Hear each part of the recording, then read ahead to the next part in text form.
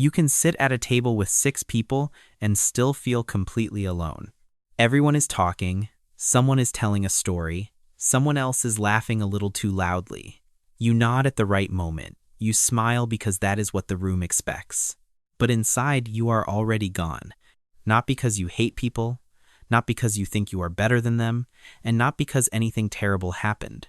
The conversation just never reaches the place where your mind actually lives. Then you go home. You close the door. You sit with a book, your music, your pet, or just the quiet sound of your own thoughts. And strangely, you feel less alone. For many highly intelligent people, this is where solitude starts to make sense. Not because solitude is empty, but because sometimes the wrong room feels emptier than an empty room. Now, to be clear, this does not mean every person who enjoys being alone has a high IQ. Some people seek solitude because they are introverted. Some because they are burned out, grieving, neurodivergent, healing from old experiences, or simply built with a quieter social appetite. But in highly intelligent people, solitude often follows a specific pattern. This is not about being better than people. It is about what happens when your inner world is harder to match than your social world can understand. Reason 1. They feel lonelier in shallow rooms than in solitude. Highly intelligent people can be social, polite, and fully capable of being around others. They can hold a conversation. They can smile at the right time. They can be respectful, warm, and even enjoyable to be around. But many social rooms only touch the surface. The conversation moves from one familiar topic to another: work, weather, plans, complaints, news, the same stories, the same reactions, the same safe opinions. Nothing is wrong with that. They may not need someone to agree with them, but they do need some sign that the other person is willing to think past the first layer. Without that, a highly active mind may feel like it is standing outside a locked door. They are present, but not really met. They are listening, but not really reached. This is where the loneliness begins. It is not always the absence of people that makes them feel alone. Sometimes it is the absence of depth, curiosity, or real mental connection. For some highly intelligent people, being alone feels less lonely than being surrounded by people who never reach the place where their mind actually lives. And once that happens often enough, the next problem appears. They get tired of pretending to be interested. Reason 2. Empty conversation forces them to fake interest. Empty conversation is not the same as toxic conversation. No one is attacking anyone. No one is trying to cause harm. It is not drama. It is not cruelty. It is just empty. It is the same story being repeated for the 5th time. The long small talk that has nowhere to go. The polite question that no one really wants answered. The laughter that happens only because the silence would feel awkward. For many people, this is normal social rhythm. It keeps things light. It fills the space. It helps the room feel comfortable. But for highly intelligent people, it can become exhausting. Not because they need every conversation to be profound. They do not. They can enjoy humor, simplicity, and ordinary moments. The problem is when they have to perform interest for too long.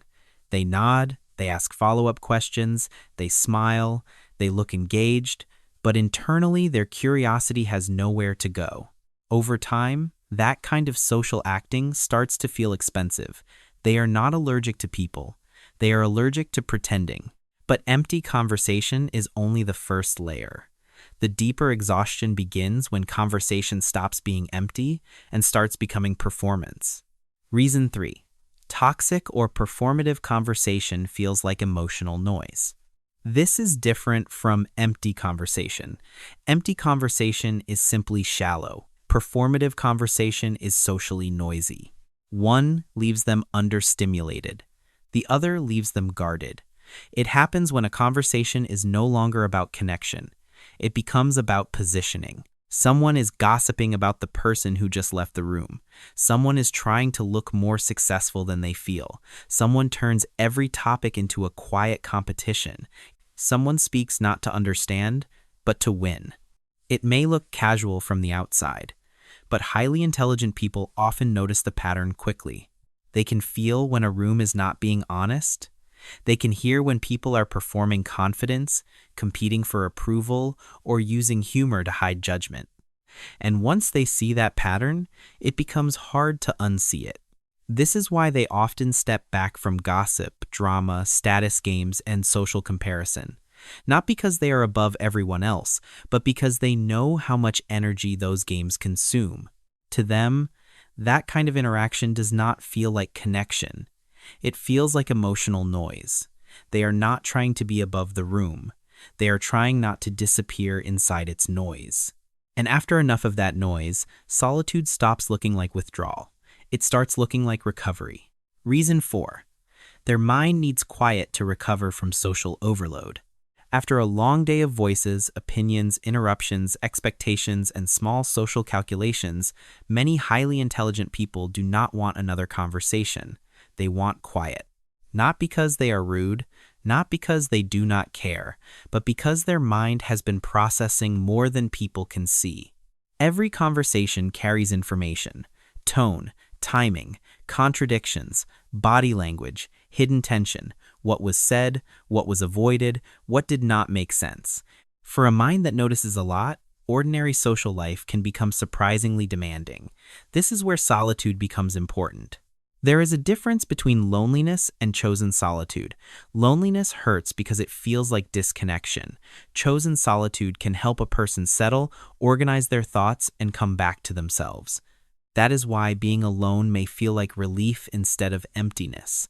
The room gets quiet, the pressure drops, the mind no longer has to track every signal around it.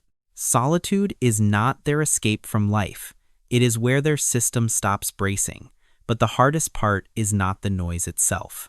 It is what happens when they try to explain what they see and realize the room cannot follow. Reason 5. They get tired of translating themselves. Highly intelligent people often see patterns quickly. They may hear one sentence and already understand where the conversation is going. They may notice the contradiction, the missing detail, the emotional shift, or the problem beneath the problem before anyone has named it. In their mind, the path from A to E can feel obvious, but when they say it out loud, other people may still be looking for B, C, and D. That is where the trouble begins. They may be told they are too serious, too intense, too hard to follow, too cold, too strange, or that they are simply overthinking something that should be simple. So they learn to slow themselves down. They explain the step before the step. They soften what they noticed. They hide the sharper part of their perception. They pretend not to see what they have already seen. At first, they do this to be understood. But after a while, it becomes tiring. Because they are not just speaking anymore. They are translating themselves. And the loneliest part is not being alone. It is being surrounded by people and still having to translate yourself into a smaller version they can understand. After enough of that, silence starts to feel safer than explanation. And this does not only happen in personal conversations. For many of them, it follows them into work. Reason 6. Collaboration can bury clarity under process. This does not mean highly intelligent people hate teamwork. Good teamwork can be powerful. When the right people share the same goal, the same standards, and enough respect for each other's thinking, collaboration can create something better than one person could build alone. But many work environments do not feel like that. A simple problem becomes 3 meetings. A clear decision becomes, let's circle back. A decision that could have taken 10 minutes turns into a week of alignment. A short document turns into a long chain of comments, revisions, approvals, and explanations. To a highly intelligent person, this can feel deeply frustrating, not because they refuse to cooperate, but because they can often see the clean path forward and then watch that clarity get buried under process. They lose momentum while explaining what they already understood. They lose energy trying to make a simple idea acceptable to a room that is moving more slowly than the problem requires. This is why many of them prefer to work alone when they can. It is not always about control. It is often about flow. They do not hate teamwork. They hate watching clarity get buried under process. But there is another kind of exhaustion that is even more personal. When people do not want your presence, they want your usefulness. Reason 7. They are tired of being treated like a resource instead of a person. Some highly intelligent people become used to being needed. People come to them for advice, for answers, for strategy, for help fixing a problem, for the calm explanation when everyone else is confused. At first, that can feel meaningful. It feels good to be useful. It feels good to help. And many intelligent people genuinely enjoy solving problems. But over time, they may notice something painful. People come to them when they need clarity, but not always when they want closeness. They ask for insight, but not always how they are doing. They borrow their mind, but rarely ask what it costs to keep giving so much attention, energy, and emotional labor. That kind of relationship becomes one-sided.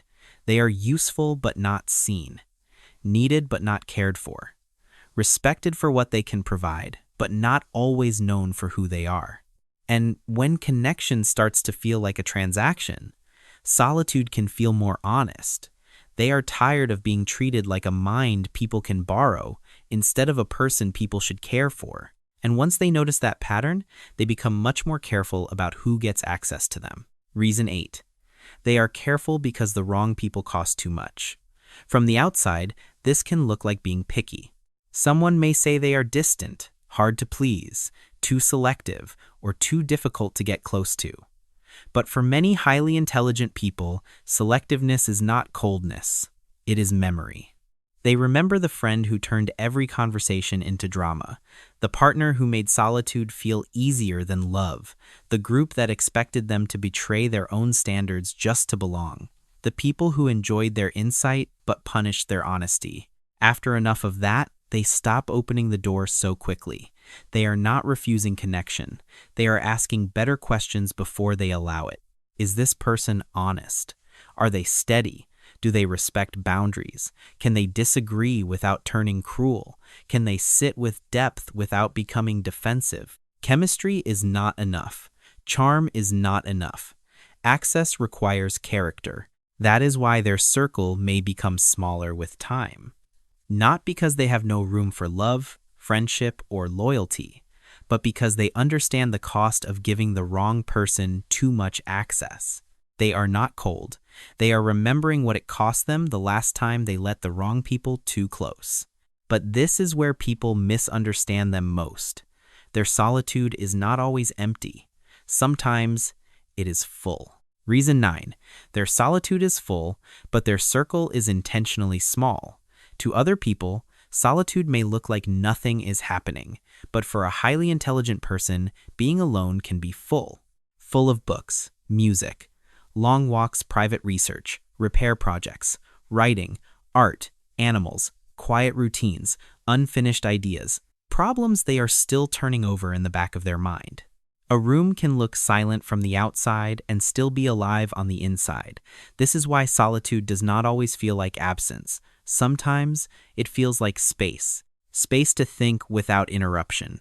Space to read without being pulled away. Space to follow a thought until it becomes clear. Space to be themselves without performing a more acceptable version of their personality. But this does not mean they need no one. That is the mistake many people make. Highly intelligent people may enjoy being alone, but most still need connection, warmth, loyalty, humor, and love. They simply need less noise around it. They may not want a large circle. They may not need constant contact. But one honest person who understands their silence can mean more than a room full of people asking them to perform. Chosen solitude can heal. Forced isolation can hurt. And the difference matters. They do not need a crowd. They need the few people who do not make solitude feel safer than connection. So if you are someone who feels less alone when you are alone, it does not automatically mean you hate people. And it does not mean you think you are superior. It may mean you have spent too much time in rooms that never really saw you. Too much time in conversations that required you to pretend. Too much time around drama that drained you, noise that overwhelmed you, and explanations that made you feel smaller every time you tried to be understood. It may mean you have lost momentum in the wrong teams, given energy to people who only wanted your usefulness, and learned the hard way that the wrong people can cost more peace than solitude ever did. But still, The goal is not isolation. The goal is not to need no one. The goal is to find the kind of connection that does not require you to become less of yourself. Because highly intelligent people are not alone because they cannot love people. They are alone because too many rooms have asked them to shrink just to belong. And the right people will not ask for that. They will not make your mind shrink just to make the room comfortable. If this gave language to something you have felt for years, tell us in the comments, which reason cost you the most peace? There is probably someone else reading who needs that language too. And if you want more psychology that helps you understand yourself without shaming yourself, subscribe to Psyche-Life